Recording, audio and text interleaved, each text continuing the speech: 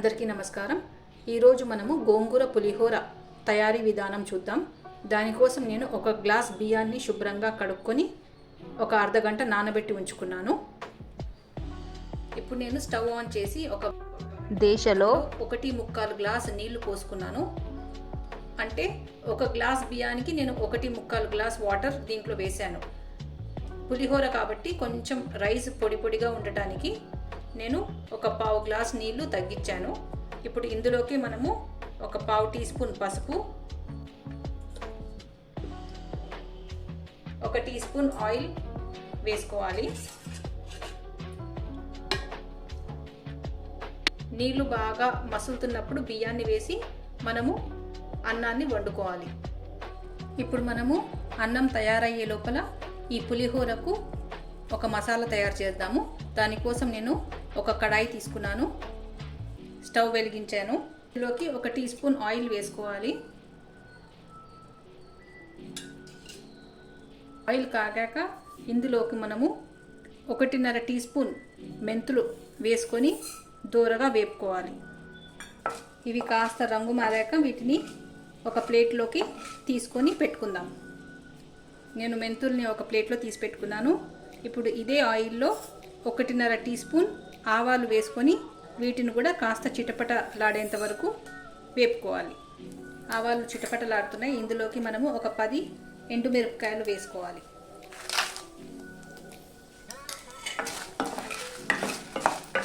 ఎండుమిరపకాయలు కూడా బాగా వేగాక స్టవ్ ఆఫ్ చేసి ఒక ప్లేట్లోకి తీసుకొని ఆవాలు, మెంతులు, మిరపకాయలు చల్లారేంత వరకు మనము వెయిట్ చేసి తర్వాత మిక్సీలో వేసుకొని గ్రైండ్ చేసుకోవాలి. నేను ఆవాలు, మెంతులు, ఎండుమిరపకాయలు వేపుకొని ఇలా పక్కన తీసి ఉంచుకున్నాను. ఇప్పుడు మనము ఇదే కడాయిలో ఒక హాఫ్ కప్పు పల్లీల నూనె వేసుకుందాము. ఆయిల్ బాగా కాగాక ఇందులోకి నేను గోంగూరని వేసుకుంటున్నాను. ఈ గోంగూర నేను 2 పెద్ద కట్టల గోంగూర శుభ్రంగా కడుక్కొని ఆరబెట్టి ఉంచుకున్నాను. ఆ గోంగూరని నేను ఇందులోకి వేసుకుంటున్నాను.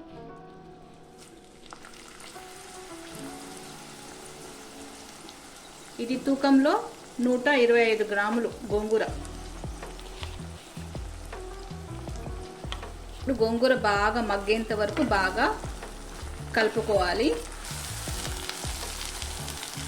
గోంగూర బాగా మగ్గిపోయింది కదా. ఇప్పుడు మనం ఇందులోకి ఒక పావు టీ స్పూన్ పసుపు,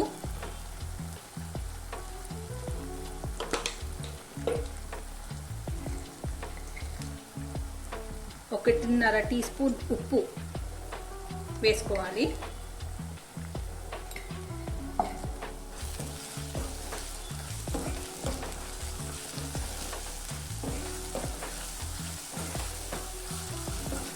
ఇందులోకి నేను చింతపండు గుజ్జును యాడ్ చేస్తున్నాను.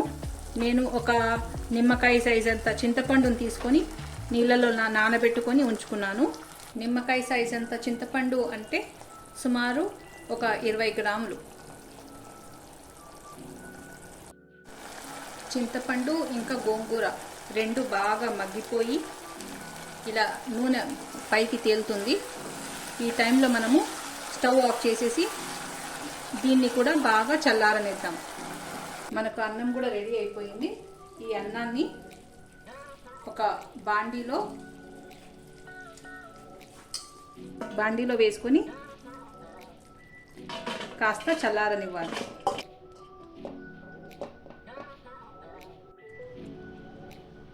నేను మెంతులు, ఆవాలు ఇంకా ఎండుమిరపకాయలు ఇలా మిక్సీ పట్టుకొని ఉంచుకున్నాను.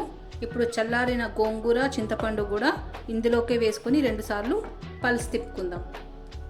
నేను గ్రైండ్ చేసుకున్న గోంగూర, చింతపండు పేస్ట్ని దీంట్లో వేసుకున్నాను బౌల్లోకి.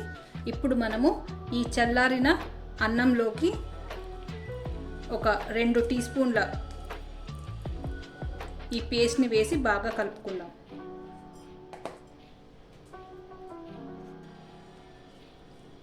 ఈ చింతపండు ఇంకా గోంగూర పేస్ట్ని కలుపుకున్నాను బాగా. మనము రుచి చూసి దానికి సరిపడా ఉప్పు వేసుకోవాలి. నేను 1 టీ స్పూన్ ఉప్పు వేస్తున్నాను. మీకు రుచికి సరిపడా ఉప్పు వేసుకోవచ్చు. అలాగే ఈ గోంగూర చింతపండు పేస్ట్ కూడా పులుపుకు ఎవరికి నచ్చిన పులుపుకు తగ్గట్టు వేసుకోవచ్చు. నేను ఆల్రెడీ ఒక 2 టీ స్పూన్లు వేశాను, ఇంకా 1 టీ స్పూన్ వేస్తున్నాను. దీన్ని బాగా మిక్స్ చేసుకుందాం. ఇప్పుడు మనము దీనికి పోపు రెడీ చేసుకుందాం. దీనికోసం నేను ఒక బాండీ పెట్టేసి ఒక పెద్ద చెంచాడు ఆయిల్ వేసుకుంటున్నాను. ఆయిల్ బాగా వేడెక్కింది కదా, ఇప్పుడు మనం ఇందులోకి పోపు దినుసులు వేసుకోవాలి.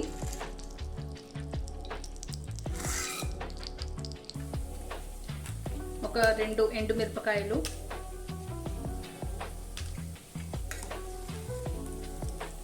2 పచ్చిమిరపకాయ చీలికలు వేసుకుంటున్నాను.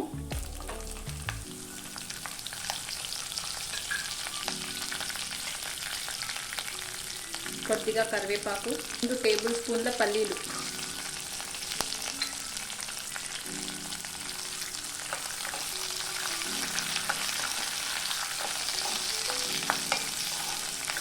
ఇందులోకి ఒక 1/2 టీ స్పూన్ ఇంగువ కూడా వేసుకుంటున్నాను.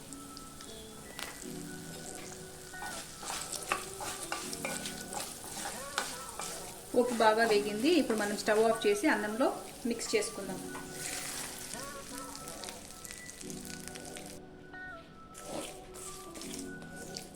గోంగూర పులిహోర రెడీ అయిపోయిందండి. నేను ఈ రైస్లోకి ఈ 1 గ్లాస్ రైస్ తీసుకున్నాను కదా, అందులోకి మొత్తానికి నేను 3 టీ స్పూన్ల గోంగూర పేస్ట్ని వేశాను. 1.5 టీ స్పూన్ సాల్ట్ వరకు వేసుకున్నాను. చాలా గుమగుమలాడుతూ గోంగూర పులిహోర రెడీ అయిపోయింది. మీరు తప్పక ట్రై చేసి చూడండి. వీడియో నచ్చినట్లయితే please like, share and subscribe. Thank you.